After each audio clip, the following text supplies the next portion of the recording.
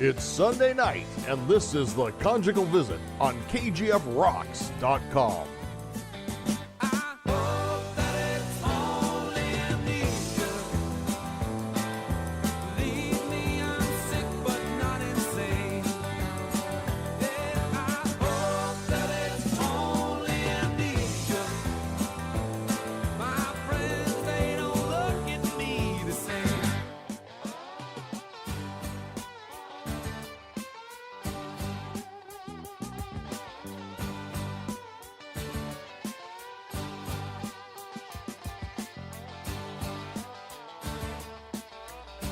Yeah, KGFRocks.com and Conjugal Visits here on Spreaker. You sure you got it this time? Yeah, we got it this time. I don't know what the hell happened. It said player error. That's exactly what it said.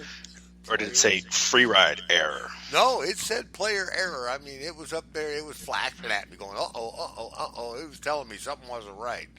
But, every week it never fucking fails. So I just start to accept it. Yeah. You're better than you used to be. You used to be, oh my God, oh fuck shit, oh motherfucking shit, oh shit, oh Jesus Christ and Mary Joseph, Jesus. Motherfucker. Yeah, mucker. Oh, Jesus Christ, what are we going to do? Oh, no. Fuck, right. The world's coming to a fucking end. So you sent me this fucking video, dude, about Elvis supposedly still being alive. It's true. We're going to post it on our Facebook page for anybody that's listening, so that you can. Religious for my taste. Well, yeah, but that's the whole point about it. Is he gave up everything for Jesus? Is that what we're saying? Well, I don't know if he gave everything up for Jesus. He gave everything up, but then found Jesus. I could say, I don't know. I mean, which way could you say it? Who knows? Right. Who are we to judge, right? Sure. I mean, really. Exactly. I mean, he was always a spiritual man. He always he was always into religion, other than the Black Beauties and the fucking Thorazine that he was taking. He was a Christian. Yeah, well, I bet you there's some popes out there that took some drugs and shit. Oh, I'm sure there are. People do shit. You can't judge a man. There's a whole religion around cannabis, They got this whole Christian religion where, there's nothing in the Bible that, according to them, that you're not supposed to indulge in marijuana. But it does talk about over drinking alcohol, about, drinking too much wine leads to promiscuous behavior. So you would assume that everything in moderation is cool with the Christ, right?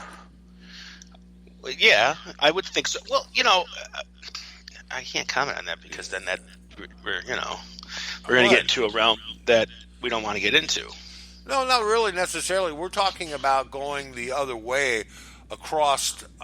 We're going against the grain of everything that supposed American moral majority Christian America thinks, aren't we?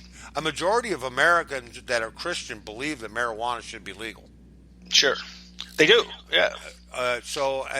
But they still call those who use marijuana blasphemers, and a lot of them are kind of hypocritical, if you ask me, because I've known some Christians that go to church on Sunday, and the first thing they do when they get home from church is fill the bowl.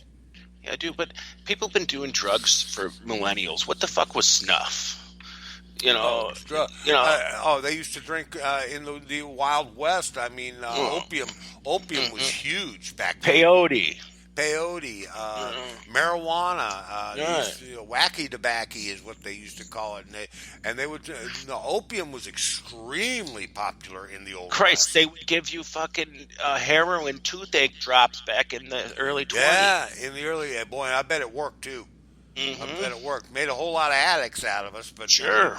They had the laudanum for headaches. Abstinence. Abstinence, yep. Yeah, definitely. That was just re-legalized here in the last 10, 15 years, wasn't it? Yeah, but it's not made the same way that the old one was. Yeah. It was more of a drug back then. Yeah. It's not. Well, they did something with the sugar cube, or was that the heroin? I can't remember. They did something with the heroin. Yeah, and then it was in that movie with Johnny Depp was in it. When he was Jack the Ripper. Remember, he was going after Jack the Ripper or whatever. Right. They were always in them opium dens and stuff. Oh yeah, a lot of stoners, man. I mean, back in the day, man, it used to be legal. You used to do what you want, man. It's your body. Right. You know. And now it's whatever the government wants. Right. Well, whatever the religious right wanted. But see, the thing is that's starting to wane. Until recently, we were America was a predominantly Christian nation, but now it's gone below 50%. Well, I don't know if it was always a predominantly Christian. I think what it was is there was a lot of people that said they were Christian that really didn't believe that they were Christian, and then finally admitted that they're not Christian. Well, in order for them to be accepted into society, they felt like compelled to say, "Yeah, I believe in God," that kind of thing. If you said you didn't believe in God, in the 50s, 60s, 70s, and even you could go without getting a job because of it. Right. Yeah. So God, especially in the Deep South, if you were a non-believer in God, you were just say shunned. Goodbye. You were shunned. You couldn't get a decent job. You couldn't do anything. You might not even be living. Yeah, well, they'll lynch your ass. I don't know. Mm-hmm. So, I mean, it's just like as religion in general. I mean, it creates wars, it creates hypocrisy, it creates devastation, Spanish Inquisition, everything. Yeah, it creates famine. It's something that's wars. supposed to be so good and so grand and so amazing, kills so many people. Yeah, that's true.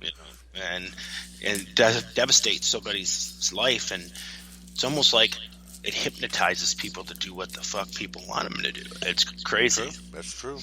Yeah, but a lot of people are waking up to things that once were just taken for granted. Like before, when you didn't ask questions to the government. Why are we doing this? Don't worry about it. You didn't question that. No, you didn't question it. Yeah. Right now, no, don't worry. I am fucking worried about it. You tell me why we're doing that. Yeah, or you tell me that you're listening to my conversations, or you tell me why you are all into my fucking private. See, the argument's going to be that on the internet, it is a public domain. It's like driving your car on a public highway. Right. Okay, it's the same principle of being on the internet. And so they can control what we say and what we do in some aspects. Now on here they can't because they're not governed. We're not governed by them on here. But when I go to look at porn, I am on the global highway where millions of people use that, and Facebook and everything else. And so it's a public forum. So I guess they can regulate that too, can't they? Well, they're going to regulate it now because Trump already said he was going to sign this. I don't know what's up with that, man. I don't know the SOPA and the Privacy Act. That just means the government has access to everything you look at, everything you see, everything you search, everything's just like your Skype calls and your phone calls now that are all recorded anyways. Right. Do you find that disturbing? Yeah, I think it's like that movie Brazil, 19 Big Brothers coming, 1985, whatever it was. Right. So you're not for it, huh? No, I'm not for it at all. So your buddy Trump let you down? No, nobody says every president's going to do everything the right way. And just because, I'm going to disagree with him on one thing isn't going to mean I'm going to think he sucks. But, yeah, it is a big letdown on this. I would never saw this coming because this wasn't even on the agenda. Right. And I can't even say be pissed off at him because he had no prior talks on this. If it was such an important issue, somebody should have brought it up during. Interesting thing about Big Brother watching. I was at Walmart. Now, this is true, man. This is a true fucking story. I was at Walmart. Yeah, it was yesterday afternoon, and I'm walking through this aisle where all the Axe cologne is and stuff. The body washes and all that stuff was. And I look up, and there's a fucking camera, and it says, "This device is recording." It tells you that they're recording you. Now that is strange. Did I lose you? I'm here. I was just politely listening. And it was kind of weird. It was kind of surreal. And I looked up and gave it the peace sign and smiled real big, right? Yeah, right. Well, the next thing I know, we're headed to the checkout line, and I got this douchebag. A Walmart. Here's something for you, okay? This goes out to fucking Walmart. If you're gonna hire fucking in-house dicks, try to train them to not be so fucking obvious that they're watching you. Because we're on our way to checkout, which I never steal because it's just not worth it, okay? Right. I can afford it, okay? But I'm headed to the checkout counter, and this guy is following my wife and I. So we get into line, and he stops at the end of the line, and he turns around, and I yell out, "Hey!" And he turned around, and he looked at me, I said, "Do you have to make it so fucking obvious?" And he turned around, and he got startled by that. Because I caught his ass. You look like a shoplifter. That's fine. Yeah, I'm a criminal. You look like one of them old men that they shoplift. Yeah, they shoplift. I'm 60 years old in June, and I'm stealing from Walmart. Come on, man, give me a fucking break. But why make it so obvious? Now, if he had a product in his hand or something, he just walked around with something in his hand. That would make things better because then I would think he was a shopper. But when he walks around with nothing in his hand, he doesn't have a coat or a jacket, and it was chilly as shit out yesterday. And so he should have had a jacket on or something like that. But he had short sleeve shirt on. So I knew this guy was an in-house dick. Come on, if you're going to do that kind of shit, don't make it so fucking obvious. Absolutely. Be good at it. I mean, I'd be killer as a fucking in-house detective. I walk around there and nobody would know I'm watching them. No fucking, but they're really bad at it. They're not very good at it. Just thought I'd bring that up. Well, there used to be this one at Kmart that when I used to be a kid, and it was so funny because Kmart was like the only store around when I was younger, in walking distance, when you're a young kid. Right. So we used to always be there, and the same guy used to always be in there and be like, this dude's got to work there. And he did. And for like 20 years of me going there, it was the same motherfucking guy. It's like, and he wasn't watching us. So, I mean, we weren't thieving or shit, whatever. But it's just funny because wouldn't you change the guy after a while? Because a real good thief would just know that it's the guy after a year or two and just stay the fuck away from that guy. I think it's not necessarily, I think it's not necessarily catching someone. I think it's the thought that you're being watched. Yeah, maybe. They want you to think you're being watched. Intimidation. Yeah, they're intimidated. Oh, this guy's watching me. I better be cool. Well, if that thought entered my mind, I better be cool. Then I am up to no fucking good. Remember when back in the 80s, like when you're buying music and say you were getting cassettes, and they were not only. I remember at Kmart we used to have to stick our hand in the plastic thing that had a hole in it that you can grab the cassette and you can look at it. It's in another little plastic thing, and then if you want it, you got to go get the person to open the thing. Yeah, I remember the 8-track tapes and the cassette tapes had this magnet device on it that would set off an alarm if you tried to walk out, and they had to get it out of the actual box with this special tool to do it with. I thought that was pretty absurd. Is that what you were talking about? Yeah, but then they were behind a plastic case. On top of that, behind a glass case, and they had to get a key, open it up, pull it out. Then they would set it up on the counter with this box on it. You want that one? Yeah, and then they'd have to open that box to get it out to ring it up for you. Right. But we used to do, friends of mine, I don't know if I ever did this, but I know people that did. All you had to do was get a leather coat that had a liner missing, and you just put as many CDs and tapes in that thing as you want. And then you get your little brother or sister to run through the thing with the one. They're like 3 or 4. Oh, sorry, Johnny, grab that. Give me that. And then the guy comes around, you give it to him. Sorry, dude. Because you walked out the door right after him. Right, exactly. So then you got away like $200 of music. See, there was pirate. See, that's the thing. The internet. Oh, stealing music. People stole music forever. They've been stealing music for a long time. Bootleg CDs and cassettes and albums are stealing. When I went overseas, when I was in the Navy, I went overseas, and they'd have these flimsy paper covers for these albums. Right. But I had all the good stuff. I had some really good stuff, and they were all black market, but they were the exact replica. They were pressed from the actual album, and that's stealing. So stealing. And so it's always going on. Yeah. But I watched this video today on YouTube. It was funny. It was Neil Young in the 70s, late 70s, I think it was. And he was going to record stores in New York City, and he was going through the bins, and he was confiscating the bootleg Neil Young vinyls. Yeah, I saw that video. That was an awesome. This is mine. You're not authorized to sell this. Right. Yeah, that was good. And I said, it's always been going on. So the thing of it is now, though, is it's different now. Nobody's making money off of it. Where in the years past, like Pickwick would make the shitty copies of everything, and you'd buy them, but they were making money. There was somebody making money. Now music is just free for people. Right, exactly.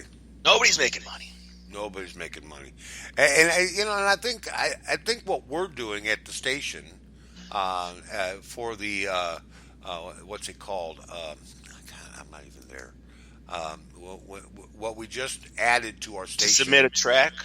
Music Submit is what we've gone to, and this is a really good idea. Why don't you tell folks about that?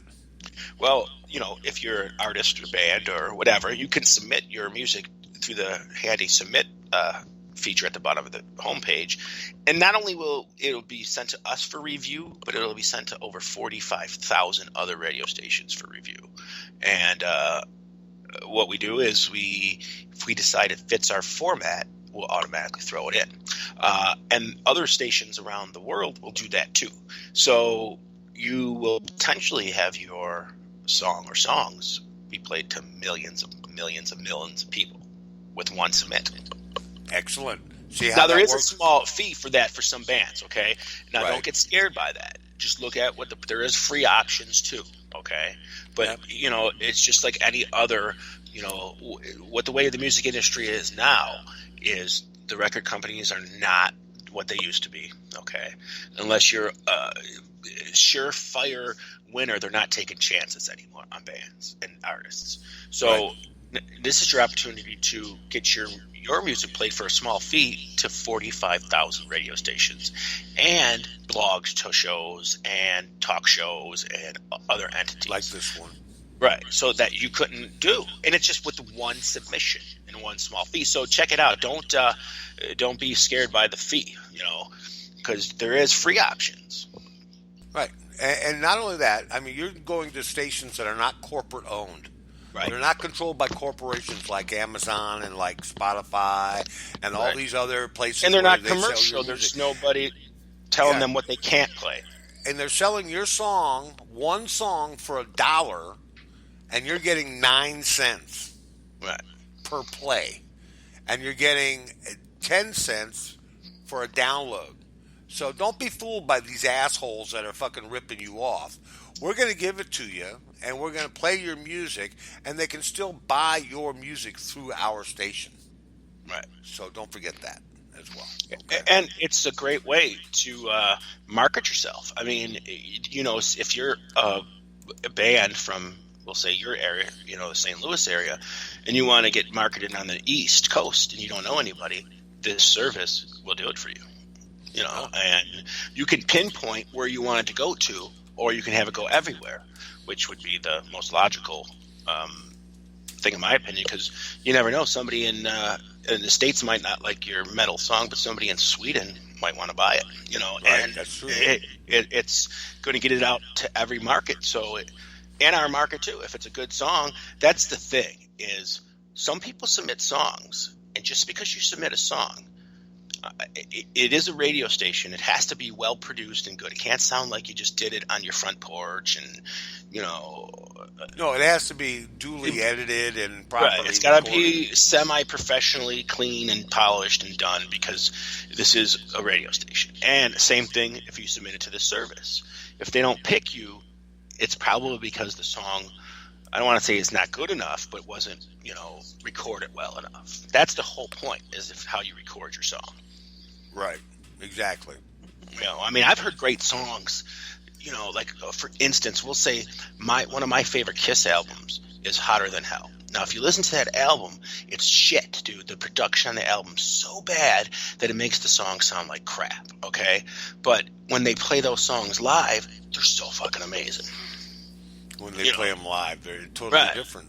Totally different because the producer just really didn't fit well with the band, and it sucked. But the songs still live on because, like Firehouse, Hotter Than Hell, Kiss, these classic Kiss staples that otherwise would have never made it if they didn't have them live, and it's production means everything. Do yourself a favor, make it clean. You can do it cool, edit tools, all these things now on the internet that you can download to mix your song professionally. Yeah, it's worth it. It is, and you're going to get millions of people are going to listen to it, and shit. And it's not all about the money, man. It's right. really about the recognition and the idea that your stuff is being listened to by millions of people. And if you're in this for the money, you're in the wrong business, because we've talked to many artists on our show, and they have, for the most part, it's not just about the money. Okay. Yeah. It's not just about the money. It's about the recognition. It's about getting up on stage. It's about performing in front of folks. And, that's what it's all about. But we're going to talk about tonight, now that we're into it, into music, the Rock and Roll Hall of Fame this year. Oh, are we? Okay. All right. We're going to discuss that. And we're going to talk about the first artist on the list is ELO. Electric Light Orchestra. Or is that ELO? ELO. ELO are an English rock band formed in Birmingham, England, in 1970. The songwriter Jeff Lynne, and also Roy Wood, and drummer Bev Bevan. Okay, their music would characterize Beatlesque pop, classical arrangements, and futuristic iconography. Is that a word? Iconography?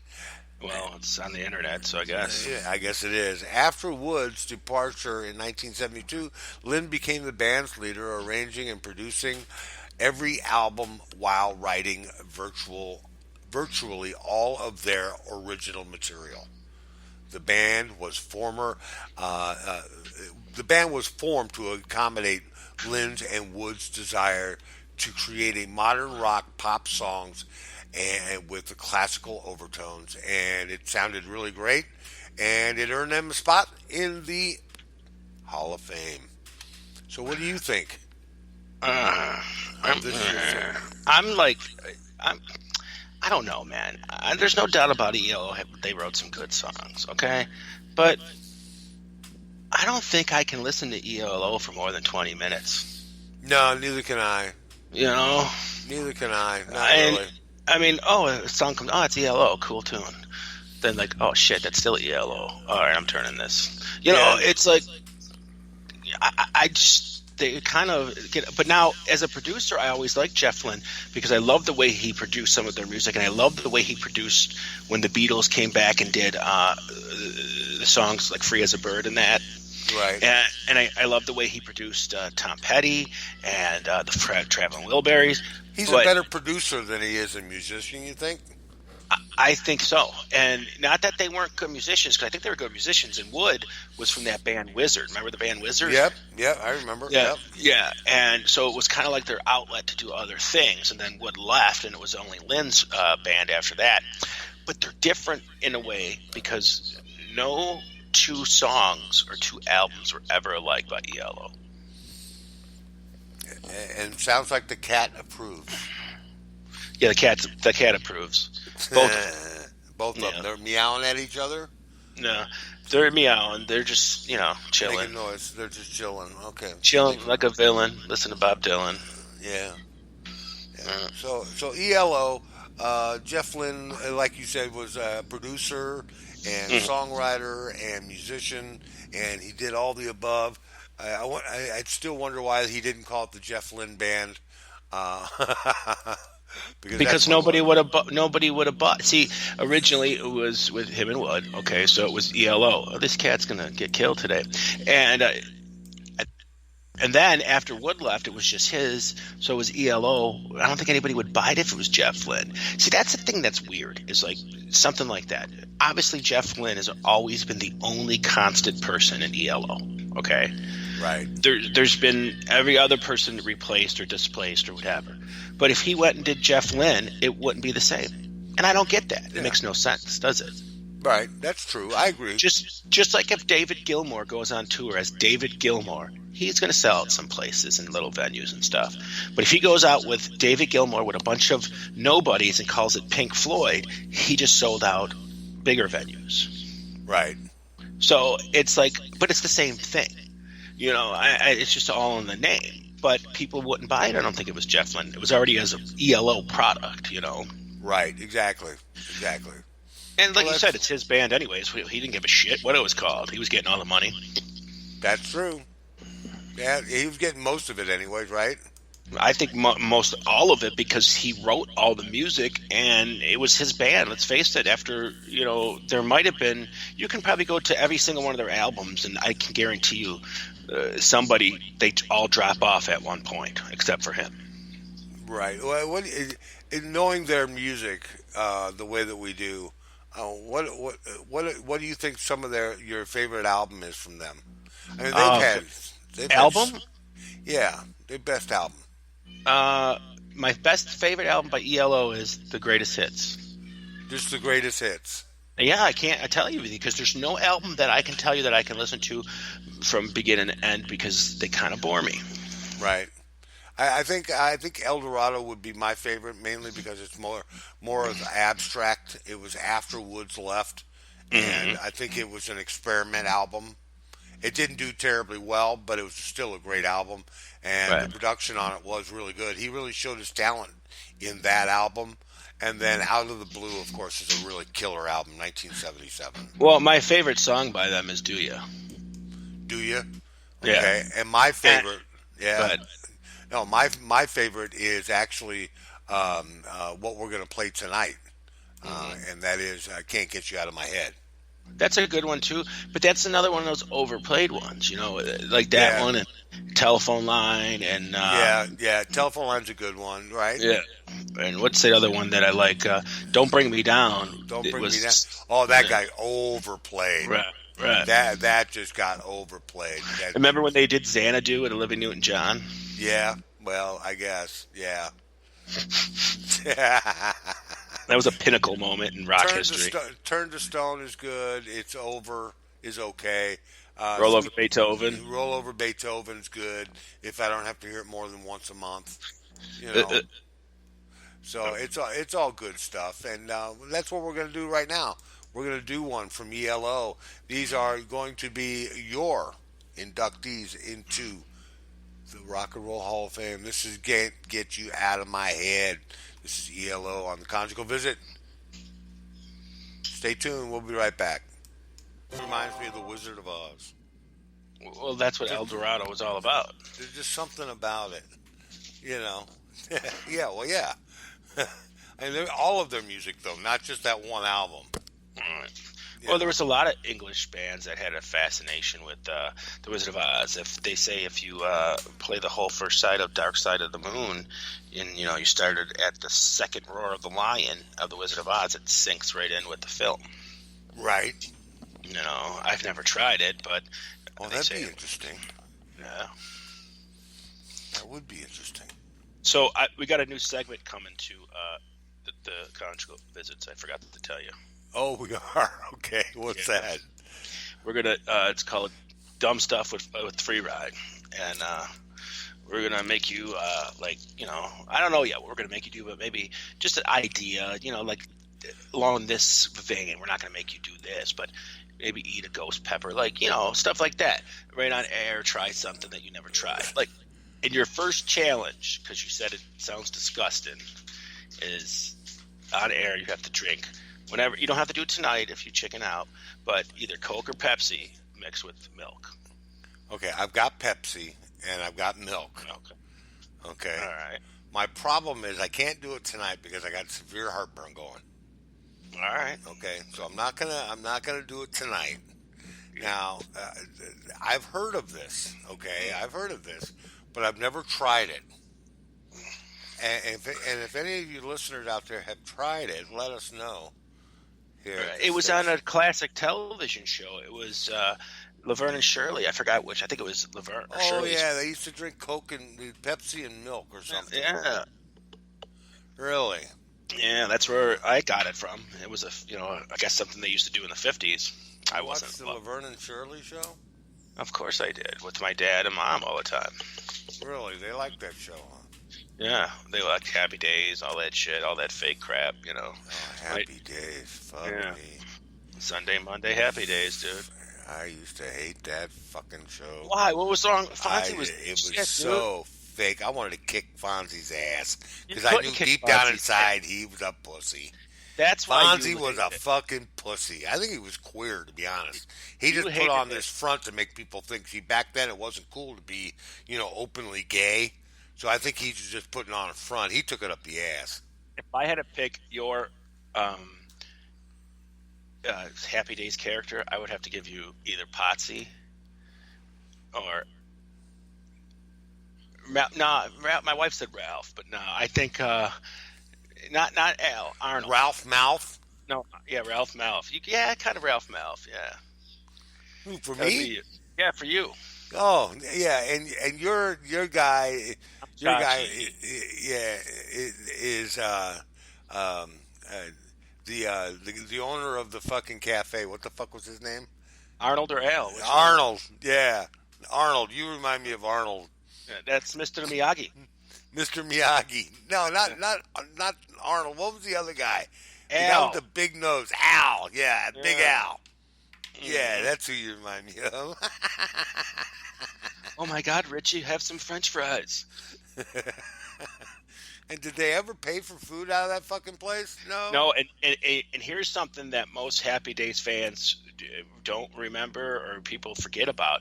But there was an older Cunningham kid in the first season named Charlie, and then he went just off disappeared. to college. Yeah, and they never talked about him again. Never, ever. He was just gone. It's kind of like the '70s show with Eric's sister. Right. Eric's sister just kind of disappeared after a while.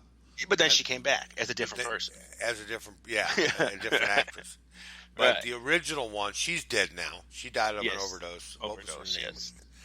Lisa Robin Kelly. There you go. Good job. Yeah. That's she died of an overdose down in Florida. Yeah. That's one of my favorite shows ever, that 70s show. I mean, it was done. And you know what I liked about it? It was like they made it almost real in some senses because I wasn't old enough. I did some of the shit they did. I did. But when they made a joke about something, it looked like they really laughed at each other. Yeah. It wasn't fake, and they left the real laugh in the scene, or they left the mess up in the scene. It made it more realistic to me. Yeah, absolutely. They were real kids in the 70s and not TV. That's. Oh, and a lot of, and from what I understand, a lot of it was there was a lot of ad libbing on that show. Sure, I'm sure there was. The one show where Red had a heart attack. Mm-hmm. That was all ad lib. Fez ad libbed that whole part. And he was my favorite Fez. Fez, you like Fez? Yeah, Fez was my favorite. Yeah, in the '70s show, what character would you put your place in? Fez? Who would I be? No, I wouldn't be Fez. I would probably be Kelso.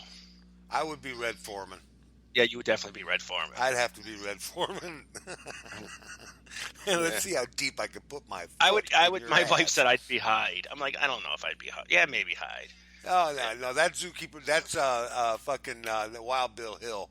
Is that? That's who that is. Wild Bill just thinks he's a Hyde. Yeah. I saw him. He's more like John is like Kelso. Yeah. No. Zookeeper Bob is like Kelso. Zookeeper gets all the ladies then, because Kelso got all the ladies. Yeah, Kelso was a douchebag. He was awesome though. He was stupid. See, those were my two favorite. Kelso and Fez were the best two. I mean, it was when Eric Foreman left the show, I didn't care.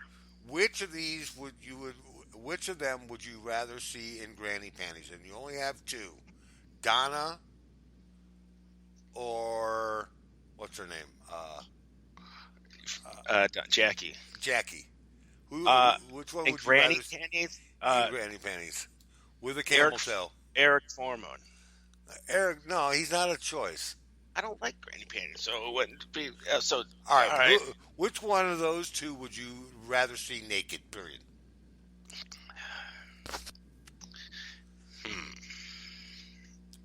Donna, really? Yeah. Red Bush.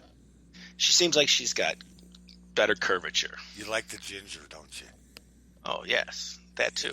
Yeah. I'd have to go with cuteness. Yeah. I'd like to just wake up with her in the morning and just serve breakfast to her. I watch Family Guy sometimes, and she's the, one daughter on Family Guy. So it kind of, if I was with her, I'd be like hearing her all the time, and it would drive me nuts. Oh no, she's in real life. Have you seen her do the whiskey commercials? No. I don't watch television. She is fucking incredibly fucking hot. I'll have to send you the video for it. It is just like fucking. Oh, there's no doubt she is. Yeah, she is just like, oh my god. The thing is she's done some. She's with Kelso, right? So that kind of worked out. Yeah, it did work out for years. He was with he was with Demi Moore for many years. Yeah, he liked the older women. Mm-hmm. He did like the older women, but I think they got a little bit old when she got older. And I think it was a romance from what I understand. It was a romance all along. Right. It was a romance. It was an on-again, off-again romance. Yeah, sure it was. I mean, she was only 14 when they did the show. Right, she lied. They asked her, when will she be 18? And she said on her birthday. And they thought it was, and they fell for it. Right? Her next birthday, so she said she lied but didn't lie. But she turned out to be the perfect fit for that character. I don't think they picked a bad Jackie. She did a good job as Jackie. Right. I think that was the one thing that worked about that show is they picked characters that were likable and real. They weren't so much actors as they were, they seemed like friends. They really did. They actually seemed like, and I love Bob Pinciotti, the neighbor. Oh. Bob Pinciotti. That's who you remind me of in that show. You can't change who I remind you of. That's who it is. Yeah. Bob was great, man. Bob was like, if I had to choose like my father from back then, I'd take Bob, man. Over Red any day. Yeah. Any day. Yeah, definitely. And his wife too. Oh my fucking god. You have to. I love the episode. My favorite episode. What is your favorite episode, if you can remember? My favorite episode. Damn it, I don't know. I really love when they went to the disco and Hyde learned how to dance. I love that one. Yeah. There's a lot of good ones, but the one where they found the panties in the Vista Cruiser. Oh yeah. Oh, and they found out that it was Donna's mom. Right. And the guys got down on it. You're a god. You're a god. Yeah.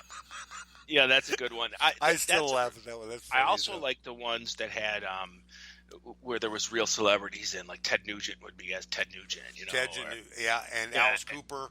Right, Alice and then Cooper they had at the concert. but Tommy Chong, come on, man. Tommy Chong was perfect on that role. Oh yeah, absolutely perfect. I love the one where he gives the El Camino to Hyde, and he burns without even knowing it. He burns Kelso. He's going to sell Kelso this El Camino, right, for $500 or for $300, and he pulls the tarp off of it. And it's in mint fucking condition, Guido. This fucking El Camino is sweet, and then he says, "I changed my mind. I'm going to give it to you." Kelso. Oh yeah. That was killer, man. That was fucking awesome. But see, there's no comedies that funny. Like nowadays, I don't watch TV. I'm a Netflix person, okay? Right. Me and my wife will watch, and if it's a good series, we'll binge watch it and watch the whole thing. Sometimes I like that. Sometimes I don't. I get bored of it sometimes, But, like some of the comedies out today, like I do like Last Man Standing, Tim Allen's comedy show. But there's not many that I sit and watch. Did you know that Tim Allen was a drug trafficker? Yeah, he was a cocaine dealer. Yeah, he got busted for it. Yeah, he didn't become a comedian until after he got busted and shit. Until after he went to prison. Mm-hmm. That's interesting. Yeah. Yeah, there's a lot of people that did stupid shit. I like Tool Time. I thought Tool Time was pretty cool. It's because you are a tool all the time. As you were drinking your coffee. Drinking my water. No. I got heartburn that is light up Toledo. Well, why don't you take something for it? I did. I took Pepto-Bismol. That doesn't work. Yeah, it does. Yeah, it does work for me. It's the only thing that works. Shit. It's either that or milk of magnesia. Mom, milk of magnesia. I'd rather have the milk of her tit. Okay, well, okay, let's talk about who's next on the list, okay? Go ahead. Now that we've talked about television show. All right, we're going to skip Joan Baez, but Joan Baez was awesome. Thank you, Jesus Christ. We're going to skip her. She was not awesome. Don't lie to people. Go. I thought that she was for folk rock. She was fine. From the era she was in, she fit. Okay, and, next. How many? How many times can I say it? Okay. Next is Journey. Journey. Now, do you think Perry is going to fucking sing with them or not? If he don't, then fuck all of them. Because listen. Here's my opinion on the whole thing. Neil Schon can think all he wants. Yeah, they're selling out concerts and doing whatever, but they're not a fucking Journey without Steve Perry. It's not just about the guy that can sound like Steve Perry. Steve Perry is the voice, man. Right. He's the voice.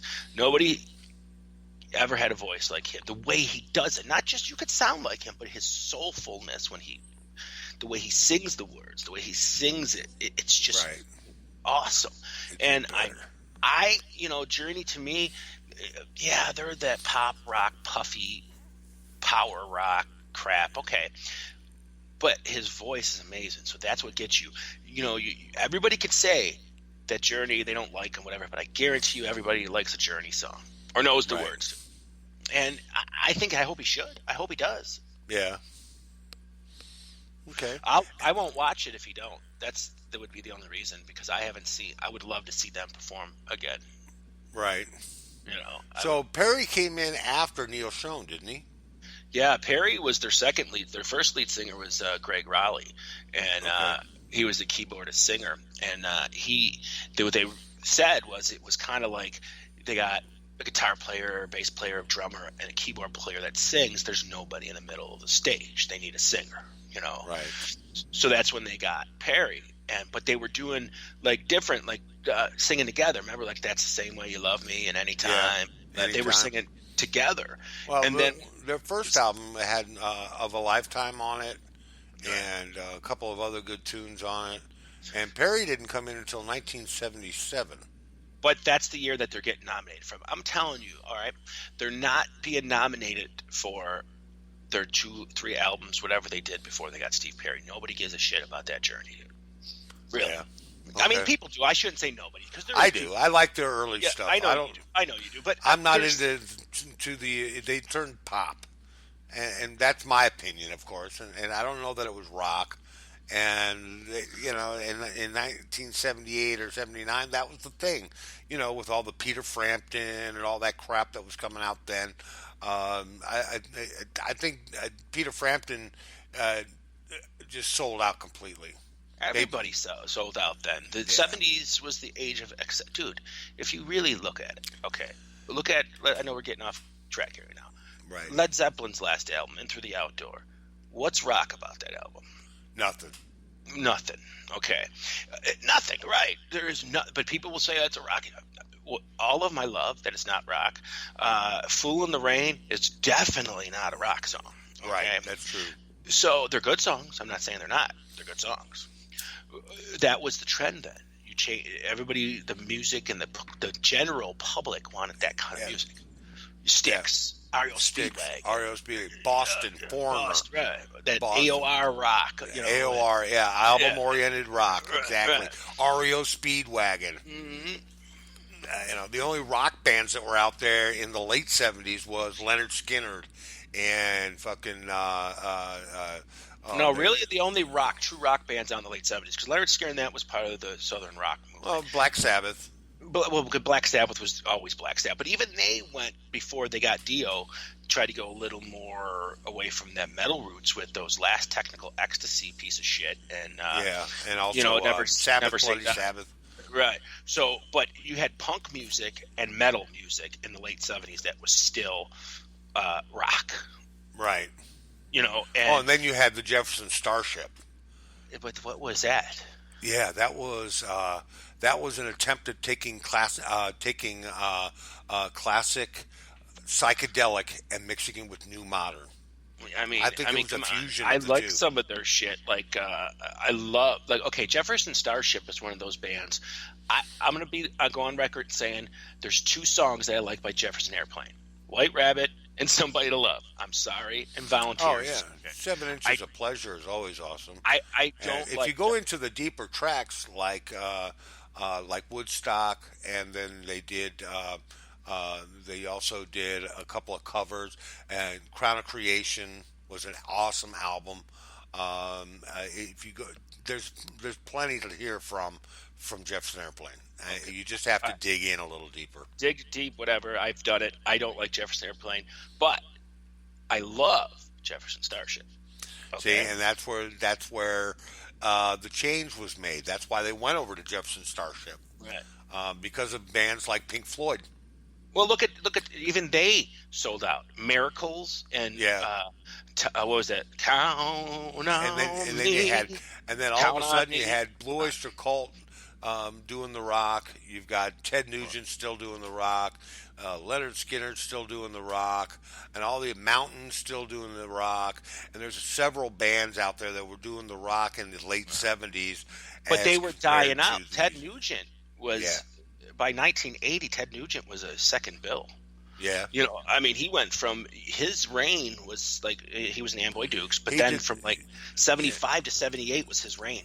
Yeah, that was it. That was his height of popularity, I think. Yep. With Cat Scratch Fever, Free for All, and there was another album in there. Stranglehold. Those 3 albums put him on the top. And what he did was he took those albums and he put 2 or 3 good songs on them, and then released them. And then all the good songs could have fit on one album. Absolutely. And by the late 70s, he was like, I remember seeing in 75, it would be Ted Nugent opening band Kiss, and then by the mid 80s, it was Kiss appearing with opening band Ted Nugent. It was like he just dropped right down, and poor Teddy. Teddy's one of the best right-wing conservatives out there. Oh yeah, absolutely. He's a total gun advocate. Total gun, and he does not use drugs, contrary to popular belief. None. He does not use drugs or alcohol. Never did. Never did. Even when the guys were out there partying and out there doing this shit, nope, he's just nuts. Nuts. So, of all the Journey songs, what song would you like to hear them play at the induction ceremony? Okay, well, this is where I differ from most Journey fans, okay? My favorite Journey album of all time was one of their last ones called Raised on Radio. Okay. And it was more of an R&B type of Journey, okay? But they're not going to play any of those songs because they're just not going to. But if I really had to pick one song to see the classic Journey lineup play, I would probably want to hear either Any Way You Want It or Wheels in the Sky. Nothing from the 80s. Nothing from the 80s. I don't want to hear Don't Stop Believing because it's been overplayed. Okay, well, Raised on Radio, what song is your favorite song on that? On Raised on Radio, Girl Can't Help It. Or no, Girl Can't Help It. That's the one. Girl Can't Help It. Well, we're going to play that. How's that sound? That sounds great. It sounds good? All right, we're going to take a break. We're going to let you listen to some Journey now from the album and Raised on Radio here on Conjugal Visits. We'll be right back. KGFRocks.com. Didn't like his voice at all out there at all. That was awesome. Amazing. Yeah, girl can't help it. And it's Journey. And some other fascinating things about Journey. What band? I'm gonna throw you something here. What band did the band Journey evolve from? Carlos Santana. Santana. Yeah, Roy Thomas Mm-hmm. to produce, and he was a Santana producer, as a matter of fact. Yeah, the Greg Raleigh, who sings lead vocals on Black Magic Woman and Oyo Como Va, was in the original incarnation of Journey, and Neil Sean Ansley Dunsbar, with the original drummer of Journey, and I forgot the bass player. Forgive me, Randy Jackson. Randy Jackson was on the Raised on Radio album. I'm talking about the original Journey. Oh, okay, the original Journey. Okay. Yeah, and then there was another Jeff Scott Soto, I thought. No, Jeff Scott Soto filled in for Journey years later. Oh, okay. Dude, Jeff Scott Soto was like my age. Oh, I see. but they weren't. They were more progressive than they were pop, and then I know that's why you like them. You like progressive music. You're a progressive music lover. In the beginning, they were. Definitely, they had. So, what's the next band on our list? The next band on our list is going to be Pearl Jam. Alrighty then. Pearl Jam. Okay. Here is my thing on Pearl Jam. Pearl Jam is more influential in early 2000s, late 90s music than Nirvana was, and I'll tell you why. They didn't, they weren't right off the bat, whatever. But if you listen to the late 90s bands like Creed and bands like that, Daughtry in the early 2000s, whatever, they all sound like they're trying to sing like Eddie Vedder, like his style, not like him. They're not trying to sound like him, but they sing it like him, like that growl he does, and that. So he was very influential to a lot of singers of the late 90s and early 2000s, in my opinion. Okay. So I think they had a lot of influence that people don't even realize. The one thing I liked about Pearl Jam was they were against the machine. They did not like Ticketmaster, like charging outrageous fees and shit for the tickets, and they fought against them. They sued Ticketmaster. They did all this cool stuff, and they refused to release singles after a certain period of their time because they wanted you to buy their album. Right. I don't know if that hurt them or helped them, but they always seemed to be on near the top of the charts every album they ever released. So maybe it did work for them. So basically, if you just listen to radio, you probably don't know a lot of Pearl Jam because they only had singles for the first couple albums. Yeah, that's true. Oh, and you want to do yourself a favor and buy some of those later albums because they're good, And I'm not a huge Pearl Jam fan. I'm not going to say they're one of my all-time favorites, but I do like them a lot, And there's some really good songs, and Eddie Vedder's singing style is a little over the top sometimes. I think it's hard to understand him sometimes, but right. They got some good tunes. Like I love when they did the cover. One of my favorite songs is the cover of oh my God, what was it? Last Kiss. Okay, yeah. And that's a great tune. I remember my dad used to sing us that song all the time when we were kids. He plays guitar and sing. He knew like 3 songs, and that was one of them. Okay.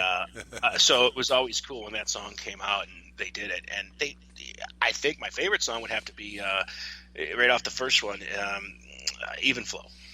Even Flow, yeah. I think so too, or Marquee or Splendid Black Circle's good. Yeah. I mean, there's a lot of songs. Even the one that came off their album a couple years ago was pretty good. I forgot the name of it, but it's not bad. And they that's the thing about them is they don't release their records to radio like we do it here because we're not just a singles oriented place. We're album singles, whatever. We'll play anything, and as long as it sounds good, it'll be played. So we do play some of the newer Pearl Jam here, but it might be the first time you ever heard it is here if you never, That's true. That's true. So and it's all going to be new to you, but yeah, they deserve to be in there, definitely. Yeah, they survived grunge, I think. Right. And that's really cool. Not a lot of bands survived. No, they didn't. Grunge, and they've had a lot of things going on in the band, but when I look at the list of members, they haven't gone through a lot of people. That means a lot to a band. If I look at Journey's list of former bandmates or bands like Chicago and classic artists, and they've gone through 50 different fucking musicians. I think the only thing Pearl Jam's ever done is had two drummers, one from the first album, and then they've had the same drummer since after that. And if I'm not mistaken, they've had pretty much the same lineup. Their drummer now, oh my God, I always forget his name, but he's also the drummer for Chris Cornell's band. Wow, I'm drawing a blank tonight. Soundgarden. Soundgarden, yeah. He's the same drummer for both bands, and very good musicians there. I mean, there's got to be a good chemistry there, like you said. If there came out in early 90s, 92, 93, and still in 2017, it's pretty much the same guys. Well, that's Matt Cameron you're thinking of. Matt Cameron, that's him. Yes, Matt Cameron, yeah. Thank you. That's Matt Cameron. And they affiliate themselves with Red Hot Chili Peppers and Soundgarden and Mother Love Bone and bands like that, where they can spread out, man. They can really. Well, Mother Love Bone basically, Pearl Jam came about because of Mother Love Bone. There was a gentleman named Andrew Wood, who was the lead singer of Mother Love Bone, who was just getting signed to a major record deal, and he died. He was one of the bigger guys on the Seattle grunge scene, and he overdosed and died and left Mother Love Bone without a singer. So what they did was, in order to pay tribute to Andrew Wood, they had one album to do with this record company. So they called their friend Chris Cornell and created a band called Temple of the Dog. Okay, yeah. To pay tribute to Andrew Wood. And that album in the studio was a friend of a friend's named Eddie Vedder, who they said, hey, could you sing on the bridge of this song? And he did. And then that's how he met Pearl Jam. And then Pearl Jam, Mother Love Bone just became Pearl Jam with Eddie Vedder and continued on with the record contract. So that's, pretty much how that went. So that's pretty cool. Yeah. At the same time that, Temple of the Dog was out with I'm Gone Hungry. Remember that song, Hunger Strike? Yeah. Was hitting the charts. So was Pearl Jam's first album. So that was kind of neat, and it was, for me though, at that time, I was so resistant to it all. I hated them just because I was a hair metal guy, and they were ruining my hair metal. So in the beginning, I didn't even give those bands a chance to 1994. So it took me a full 2 to 3 years to even accept those kind of bands because they were invaded my territory, and so I wasn't right on the bandwagon off the bat, but I did like them. I would say I started listening to them in the 90s. In the 90s, yeah. Yeah. Later on, like when they actually did what was it? No Code. Yeah, that was a good album. Yeah. That was a good album, and Yield was okay, but I still think Riot Act is their best. Yeah, well, I can't say which one would be their best in my opinion, but I really loved the last one a lot. I can't even remember the name. Lightning Bolt. Yeah, I don't know why I can't remember. That's such an easy name too. Yeah, and because they sound like they are tight. They sound like a band that's been playing forever. Right, and they have. Yep. They've been playing quite a while. It shows, and they've always been, in the public eye too, in some form or another. Eddie Vedder's always been in the public eye, I'd like to see them in concert. I haven't had a chance to see them. Yeah, I have. Yeah. Have you seen them? Yeah. Did you like the show, or? I yeah, from what I remember, yeah. From what you remember? Yeah. The lights were pretty cool, Yeah. And so, what TV show were we watching in the 90s? When I guess, in the 90s. Let's see. In the early 90s, in the early 90s. MASH. No, that was in the 70s. MASH was way gone by the early 90s. Oh, God, you got me thinking. Mr. Belvedere. Mr. Belvedere. Mr. Belvedere. Alf. Really? That long? I thought he was in the 80s. Yeah, maybe. Yeah, he was the 80s. Early 90s television. Saved by the Bell. Saved by the Bell. Yeah, there you go. I can't think of anything else. Is that all you can think of is one television show? That I'm was having a hard time thinking it of was like any. 90s. I was in my late teens, dude. I wasn't watching TV. I was in my mid-30s and shit. I was in a crisis. Only TV I watched back then was the fucking news. Quantum Leap. Quantum Leap. Remember that show? Yeah. With Dean Stockwell and Scott Bakula. Yeah. That was a good show. 413 Hope Street. What the fuck is that? You just Googled up a show from the 90s. Don't even know what it is. I got a whole list, man. Highlander. Yeah. Pick one that you know. Pick one that I know. Pick one that I know. What was it? 90s. NYPD Blue. Yeah, I liked NYPD Blue. I did like that one. Yeah, it was a good show. Seinfeld. Seinfeld's another good one. Comedy. Friends. We were talking about it just a little while ago. Tool Man. Tim the Tool Man Taylor. Tool Time. Tool Time, yeah. Remember the Jeff Foxworthy show? Jeff Foxworthy? Yeah, that wasn't in the 90s, was it? Oh, yeah, I think so, wasn't it? When would it be? All right. How about, what was that show with, Rosie was in the 90s, right? Roseanne? Roseanne was in the 90s. Yes, she was. Or was she in the 80s? She was on during... I think she started late 80s and went into the 90s. Yeah, she was there when Ronald Reagan was president. Yeah, but I think she went into the 90s, like... yeah, she went into the 90s, right. Seventh Heaven. Yeah, I remember that show. I used to watch Seventh Heaven. Yeah. You did? Yeah. Did you really? Yeah. No, you didn't. Yeah, I did. No. Why wouldn't I watch that, dude? I don't know. Rescue 911. No. What was that? Beach Babes. Never heard of it. What was that one with the chicks with the lifeguards? Baywatch. Baywatch. That was it. Oh, Friends. I said Friends like 82 minutes ago. They were in the 90s. Yeah, and I said them. You did not. You I said Seinfeld. You know what? I'm glad we have patented technology that I can rewind the show and prove you wrong. MTV. Yeah. Unplugged. Had all kinds of shows. Yeah. Yeah, there were all kinds of shows. So, In Living Color, remember that show? In Living Color, yeah, that was pretty funny. Show Me the Money. What was the name of that show? Was the Chappelle Brothers? With the Brothers? What the hell was it? Mo Money? Yeah, that was the show you just said, right? Yeah, Living Color. In Living Color. Mo Money, Mo Money. Yeah. Yeah, that was the weigh-ins. The weigh-ins, yeah. The weigh-ins, yeah. Yeah. Then my favorite show from the 90s, it was only on for a year or two, Twin Peaks. Twin Peaks. All right.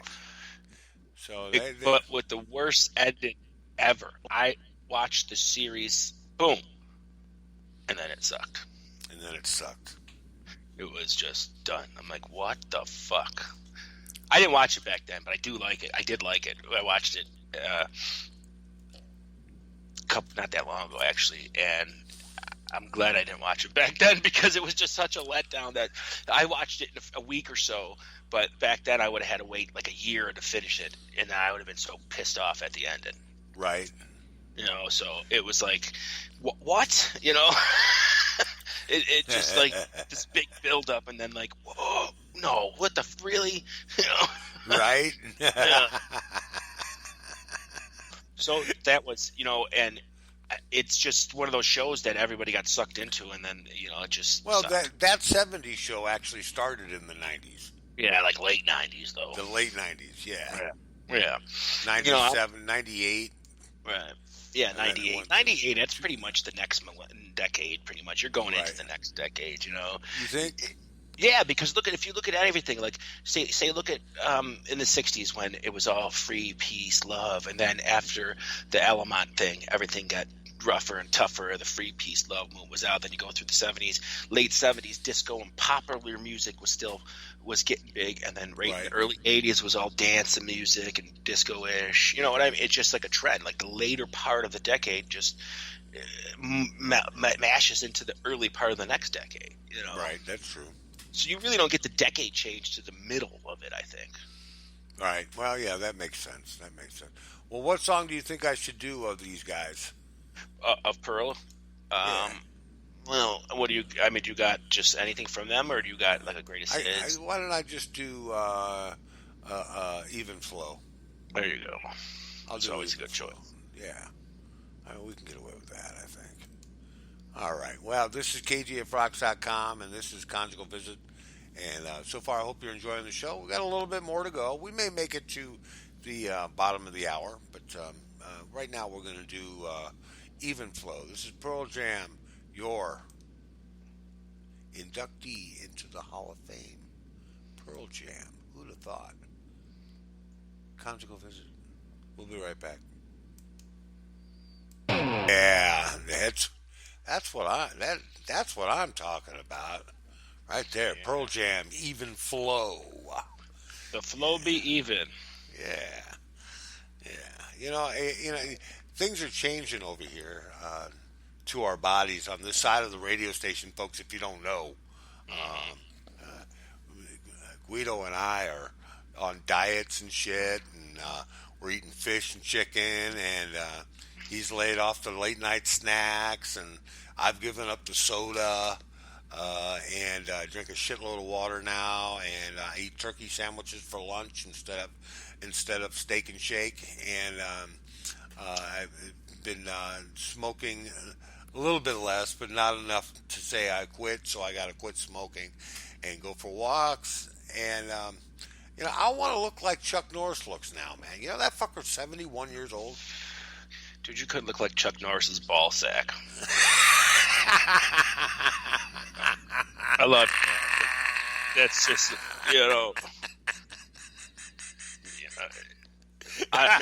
maybe like Richard Simmons, Oh, Richard Simmons.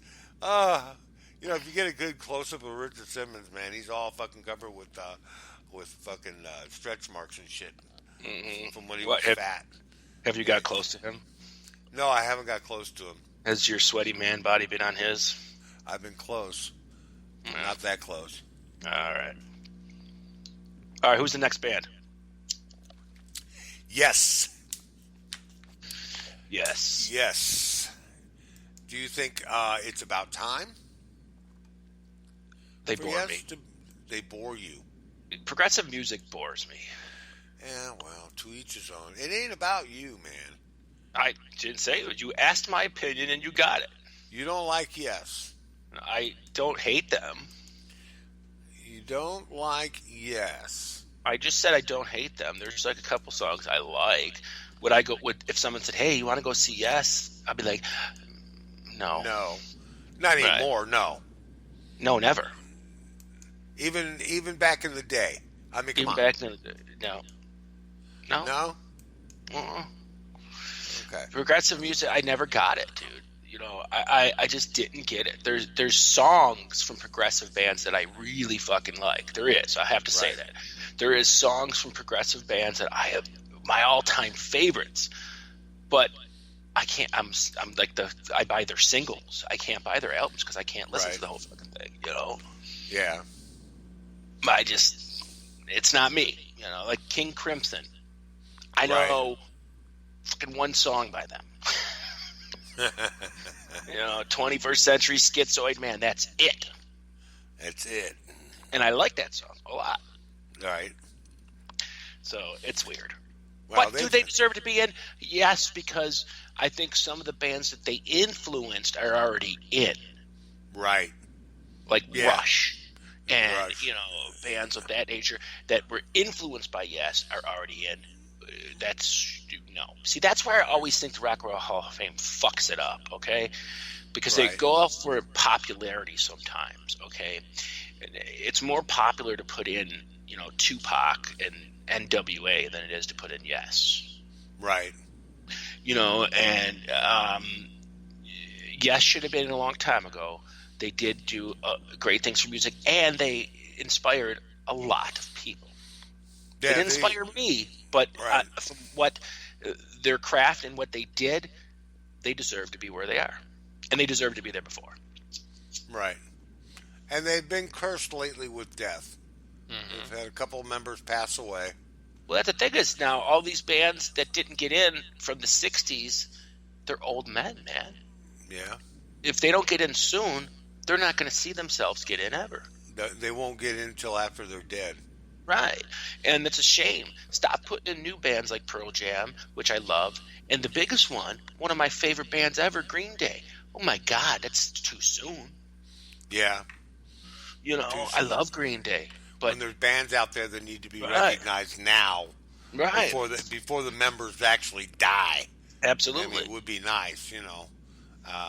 They used to. I mean, the Grateful Dead went in at about the time, but they were all old men by the time the Grateful Dead got in. Well, see, it was easy. When the Rock and Roll Hall of Fame started in 1986, okay? It was so easy to pick these artists, okay, because it was brand new. There's nobody in the Hall of Fame, okay? So we're going to pick 5 or 6 people every year. Wow, you got so many to choose from. But then the 90s start to go away, and you're running out of bands, you know. Right. Big name bands I'm talking about, you know. And what do?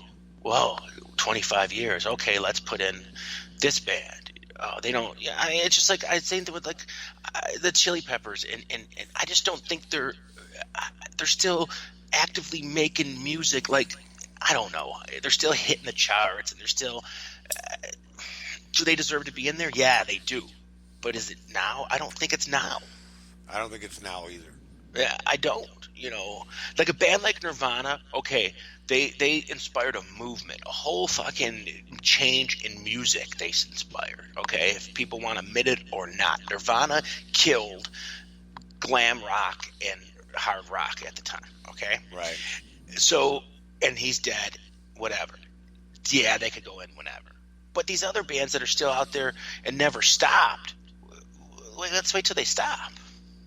Right. You know, or something. I don't know. Like the Stones. I guess you could say that anybody because the Stones got in 89 and they were still hitting the charts. Right. So I guess, yeah. I guess I'm just being a foolish. But I still think bands like Yes, and look how long it took Black Sabbath to get in, for Christ's sakes, and Kiss. Come on. You mean to tell me you like Kiss or not, or Black Sabbath or not? You telling me they didn't influence fucking people that are already in there? Oh, yeah, absolutely. You know, I mean, they should have been in there a long time ago. You know, and Deep Purple should have been there a long time. Yes should have been in there ages ago, man. Yep, that's true. You got Genesis in there, who's a great big progressive band. Yes came before Genesis. True. You know, I mean, get your shit together, Rock Hall of Fame. Oh, boy. Critic. Yeah. The Rock and Roll Hall of Fame. That's damn right, because they do things foolishly.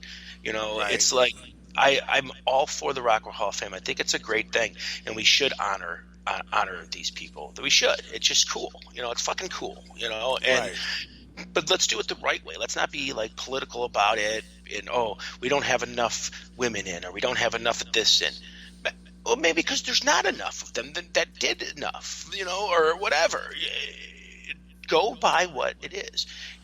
Bands that influence people, that changed music, that, you know, was like the Beatles. The Beatles came and it was like, this is life changing. You know, Black Sabbath, Led Zeppelin came along, different. They changed music. I don't know. This was almost like a memorial to Yes, because Yes is now dead. Mm-hmm. They're pretty much dead now. And there's still quite a bit, because you got to remember too. Yes was in many forms. Okay, the first Yes wasn't even the famous Yes. You know, right? What's his name? The guitar player, Steve Howe and Steve Chris Howe. Squire. Yeah, Steve Howe wasn't there till this third album. Okay, right. So that was when the classic Yes sound came, and then, you know, he left, and Trevor Rabin's been there forever. Right. You know, so and then he came back. Yeah. So there's different incarnations of Yes. You know, there's even a Yes without John Anderson. Which Oh is, yeah. yeah. And Tony Kaye was the lead singer Yeah. for a while, and they had a couple other people singing. See, you're into progressive music, and that's cool. That's your thing, because you even like John Anderson's Evangelist. I know you do. I know you I like love that. Yeah, that's And, great. That's like, great stuff. It's okay. Like that, sometimes it comes up on our station, and I'm like, yeah, this song's cool. I can handle it. But I think if another one like that came on right after it, I would get upset. That's how I am with it. It's like, right. Oh, I appreciate, like, even like Dream Theater, who's current day progressive metal. Right. I don't get it. You know what I mean? It's just me. Right. Bands we used to get into arguments on who was better between King Crimson. I'll get it right one of these times. King Crimson and Yes and Emerson, Lake and Palmer. If I had to choose, I would say King Crimson. King Crimson as well. Yeah, and I love King Crimson, but I like Yes. I went to Yes, and I saw Yes from a perspective where you're supposed to see Yes, and that was under the influence of a narcotic. Well, see, that was the thing that the a lot of the general public didn't get about progressive. It was the complexity. If you didn't use acid while you were at a Grateful Dead concert or at a Yes concert, you would get a headache.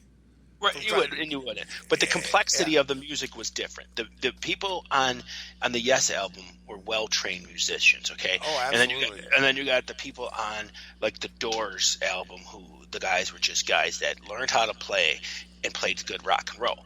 That's the music I like. That just straightforward, good rock and roll. I don't like the technical thing, and then I can go, yay. I want to just hear a rock song that punches me in the face, and right. And I understand that. I understand that, and there's a lot to it. But this is, I don't know how to describe it. This is actually a part of the inner core of rock. Mm-hmm. It's not the outer fucking rough fucking exoskeleton of rock. Right. This is the inner soul of rock, and you're right. It's more a fusion between rock and psychedelic sound. Right. And there's even some of the early, if you listen to early Pink Floyd, there's no musical value to those albums. Oh no! Here we go. Metal. Here's Pink Floyd for me. Dark Side of the Moon is the first album Pink Floyd released. Nope. I know, but for me, that's it. Nope. I know there's 7 albums before that, but I don't care. Umagama, Mother, Adam, Love, whatever. I don't care about those albums. Right. For me, Pink Floyd started at Dark Side of the Moon. And they only did 2 albums after that, and that was Brick in the Wall and Adam. No, they did 4 albums after 4 that. Albums out. 4. Well, you recognize. Oh, they did. Wish You Were Here. Right. Wish You Were Here. And Animals. And then they did Brick in the Wall. Right. Another. And then the last one they did was the Final Cut.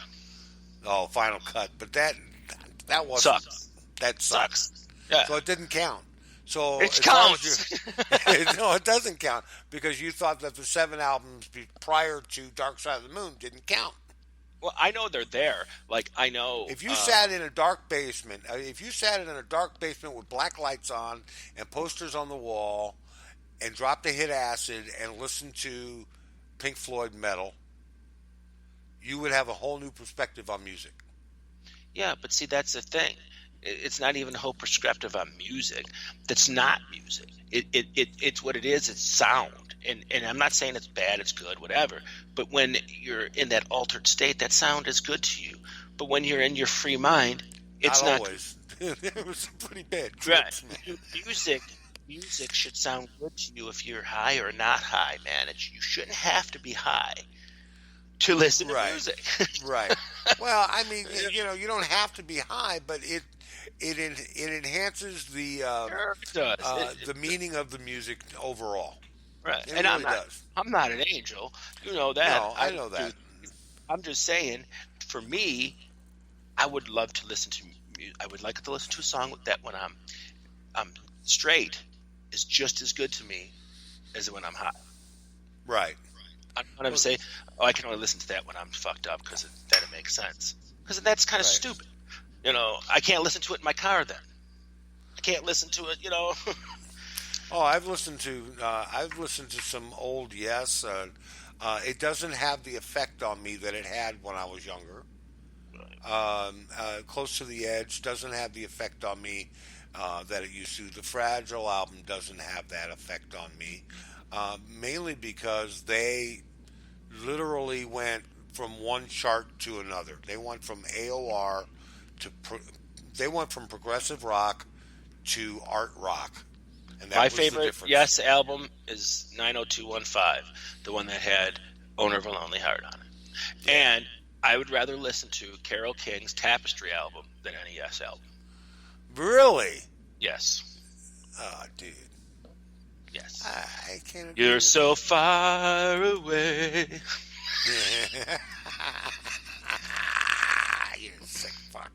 I feel the earth move under my feet.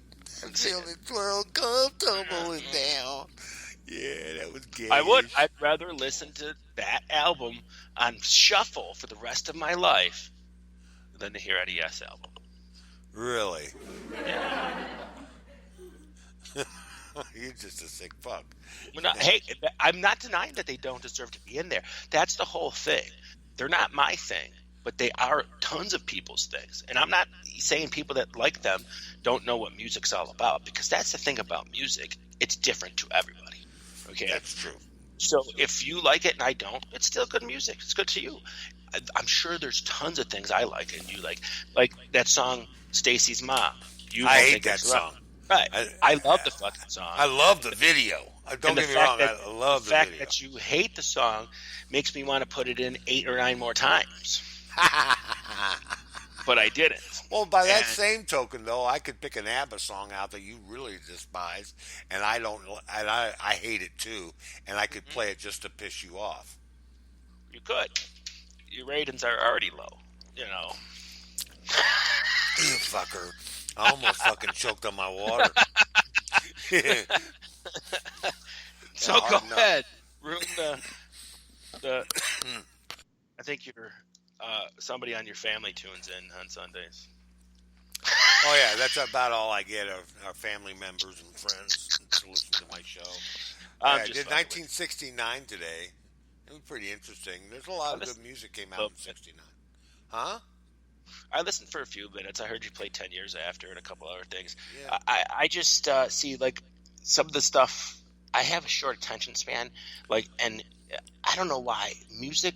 Any song that's over like 5 minutes or so, I can't do. I can't do it, man. Well, most of the songs I've been playing, they don't get long until the 70s. Right. When we get into the 70s, there's going to be some long songs. Yeah, I can't do that. It's like it drives me nuts. It's like, end the fucking song, please. You know, and that's why some bands just never learned how.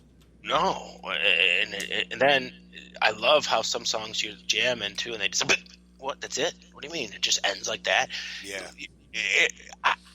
I'm telling you, if it's over 5 minutes, unless it's a really cool song, like you know, I really do, and I know it's an overplayed motherfucking song, but I really do like Freebird. You like Freebird? I like, and I do like Stairway to Heaven too. Hotel California, I like it. But I don't play it. Stairway to Heaven. I will play the live version from How the West Was Won of Stairway to Heaven, but I won't play the studio version. Why? Because the live version, first of all, is so much better, and secondly, it's not as clean, and I don't like it clean. It's a better song when it's a little dirty. No, clean is the way, man. I like clean. I love clean sound. Production to me is everything. If the sound, you can write the greatest fucking song in the world, and hire the shittiest producer, and it's going to be a piece of shit. But then you can hire a guy that really has a good ear in music, and he can say to you, hey, let's try it this way, because that's a lot of people's problem is they don't want to listen to somebody else. Right. Let's listen, and then the greatest song in the world will emerge, because sometimes people can't get out of their own mind. They're one-minded. This is the way I wrote the song. Whoa. You're trying to sell a product here. Let's make this the best possible song that it can be.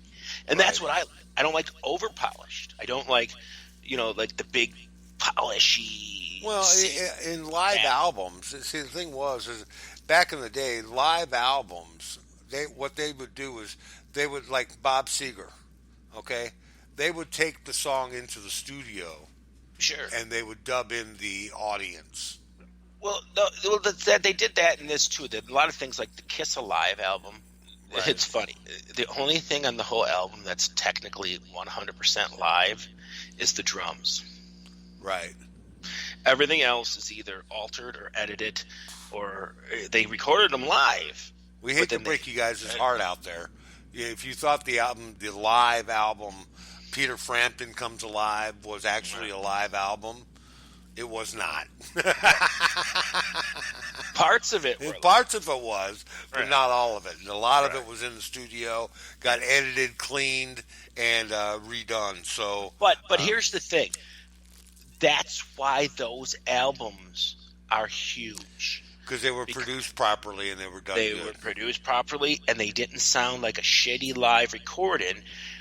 They made you think those bands were that good live. And you got there and you were like, holy fuck, Peter Frampton, you suck. Well, he was off tonight. Yeah, he had an off night tonight. No, that's his show every night, but it's not off the album. Right. It's not the album. I think the 70s live albums are my favorite, because you get to the 80s and the 90s, everybody wanted to be realistic with their albums, and they recorded them live with less overdubs. Right. They didn't sound as good to me. But all those ones from the 70s were well produced, well packaged. I don't give a shit if they were edited and overdubs. It sounds good. And you can't beat the album covers that they had. No, they were the album great. Covers were. The album art was just phenomenal back Kiss then. Alive one. Kiss had 3 albums before Alive one, and nothing went gold. Nothing. They were just about to lose their contract. They pushed out this fucking double album. Their manager had to put it on his credit card to get it out. All of a sudden, this live vibe and this beautifully crafted live album went double platinum. And then all the back catalog of Kiss started selling, and Kiss was born. So Kiss had 3 albums before Live, but the first album that actually sold was their 4th album, their live album. Because those 70s live albums were awesome. Listen to even Aerosmith, that live one they had, Bootleg it's called. Or something like that. It's a great live album, man. Great live album. They've got songs on there they don't play anymore. I mean, they will never play those songs again. That's a great album. The 70s live albums, but people liked live albums in the 70s. Right. It was a big thing. REO did a double album.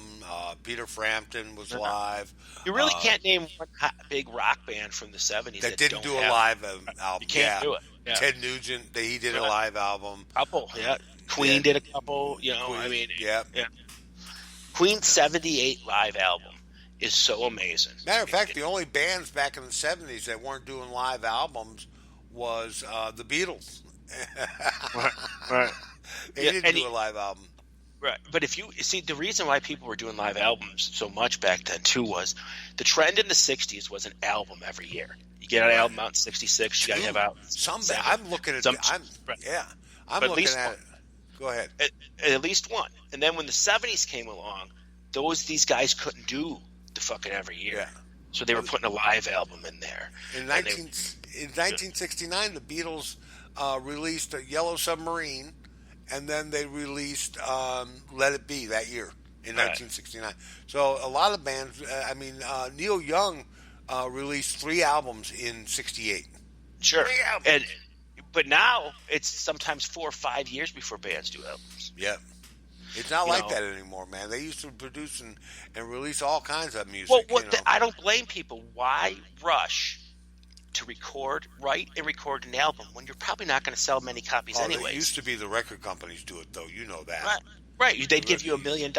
Like the Black Crowes I saw an interview with, they had their first album was a hit. So their next album, they got a guaranteed $1 million to record an album for the record company. And he said they blew most of it on partying.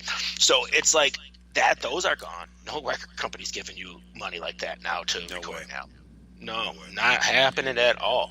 No. So you need to get your music out there on places like the Submit thing on kgfrocks.com's website, because it'll get your songs out to millions of listeners, guaranteed. Yep, that's a fact. Yeah, that's a fact. And the time we're is not corporate either. We're not corporate. No, we're not. No, we're just. It's a network to help people. We researched people. The different avenues of music submittal. Okay, yeah, we can just listen to it and take it and play it, and whatever. That's all it's ever going to be. People that listen to KGF Rocks will hear your music. But with this service, people from all different venues are going to hear your music. And it's amazing. It's you're stupid not to do it, right? Or not to at least look at it. Right. Exactly. So join us. Yep. Yeah. And we can be ones helping your track get selected to, other networks. Other networks and other genre. Yeah. And they're out there, man. They're out there. And we're hoping to be one. Okay? We don't want to be like everybody else. Right. We want to be different. We want to play the music that you want to hear. Not what we think you want to hear. So tune into our shows and give some love to our DJs and just check it out. Okay? Check it out. Yeah. Well, what do we say? We only got 15 minutes. Let's just say let's end it on a high note. Okay. Let's let's tell everybody what's going on this week. Okay. And we'll end this ho daddy. Okay, let's go through the schedule real quick. I'll pull it up. Right. I guess if you pull it up, because I know that you like to pull on it. Yeah, I like to jerk it. Mm-hmm. All right. So let's see. On Monday we have Rob Boyer won't be on Monday night. He's still in Ireland. He'll be back next week. Okay. Top of the morning to you. Yeah, he's in Ireland. I don't know what made him go to Ireland. Maybe he's got family out there. I don't know. But he's having a good time. I've seen his pictures on Facebook and stuff, and he's having a really good time. Also, the Hot Lunch with DJ Diamond will be at noon on Tuesday, and we have Wild Bill on Wednesday midday at 11 a.m., and then we have Joe and Jody. That's right, Joe and Jody with the Kiss Show. I still don't know how they're getting away with it. And then we have on Friday, Wild Bill again, Friday morning at 11 a.m. And then we have Diamond closing the day out at 9 o'clock. And then on Saturday, we have Zookeeper Bob. And some really great progressive music there. You will dig that. Also, free ride, free brunch. Next Sunday, we continue on with 1969. And a lot of great bands in 1969 delivered albums. Not to say the least, the Rolling Stones, the Beatles, 10 years after, just old Fleetwood Mac before the ladies joined, all that fun stuff. So tune in. Pete Green. Yeah, all kinds of people, all kinds of stuff. So check it out. All right? All right. So Guido, what do you think, man? You got anything going this week? I got to nothing. You got the nothing? I got the nothing. You got the nothing? Yeah, we're trying to eat the clock here, but we're going to go ahead and end it here. Yeah, let's just end it. We don't want to end it like a bunch of retards. Yeah, we don't want to be stupid or nothing, yeah, we could be worse. But yet again, did you see this fucking the skyscraper in Dubai, man? Mm-mm. That's twisted? No. Oh, man, it is so fucking cool, and it leans, man. It's got the biggest lean of any building in the world. It's really strange. It'll fall. It'll fall? You think it's going to fall and kill millions of, well, at least hundreds of people? Yeah. You think? I don't know. I hope not, but you never know. Dude, we don't want that happening. So. No, we don't. I didn't say I want that to happen. Okay, we've beaten this one to death. We're out of here. All right. Thanks for joining us, Guido. Say goodnight, will you? Good night, Guido. Good night, Guido. And we'll see you all next week. Don't forget, next week, I forgot to mention this, Jimmy Earls, one of the original cast members of The Conjugal Visit. Yeah, he was. And he was the namesake for our show. Yep. So he gave us the idea for the name, and we went with it. So before that, we were Free Rides, Big Balls. Yes, Free Rides, Big Balls. No, ball. No, balls, plural. No. Yeah. Balls. Big Okay. ball. Yeah, Free Rides, Big Ball. The Granny Panty Show. Adios, muchacho. Adios, amigo. We're going to close it out with Yes, Long Distance Runaround. See ya.